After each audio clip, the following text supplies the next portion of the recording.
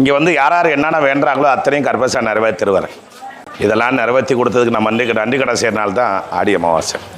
ஆண்டு முழுக்க நம்மளை காப்பாது ஆண்டவனுக்கு ஆண்டுக்கு ஒரு நாள் தன்னை வணங்குற குடும்பத்தில் அத்தனை பேர் ஒன்று சேர்ந்து வந்து விரதம் இருந்து பால் கூட சுமந்து கிடா வெட்டி பொங்க வச்சு அது பல பேருக்கு இந்த மண்ணிலேருந்து அன்னதானம் கொடுக்குற நாள் தான் ஆடி அமாவாசை. ஆலயத்து வர அத்தனை பக்தர்களுக்கும் எமது சித்திரப்பட சார்பாக ஆடி அமாவாசை பிரிவு அழைப்பு. வருகின்ற ஆடி மாதம் 27ஆம் தேதி 4/8/2026 புதன்கிழமை ஆடி அமாவாசை. என் ஆண்டோடைய அவதார திருநாள். அந்த ஆடி அமாவாசை என்பது 18 நாள் நடக்கக்கூடிய மிகப்பெரிய திருவிழா.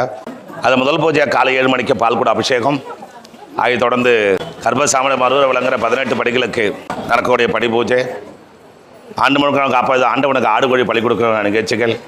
அதை தொடர்ந்து சிறப்பு இசை நிகழ்ச்சிகள். அதை தொடர்ந்து ஆடி அமாவாசை மட்டும் மகா அன்னதான வழிபாடுகள். கர்ப்பசாமிக்கு யார் யார் என்ன மாதிரி வேண்டுதல் வச்சிருந்தாலும் அந்த வேண்டுதல் அத்தனை நிறைவேற்றுற நாள் வருகின்ற ஆடி அமாவாசை.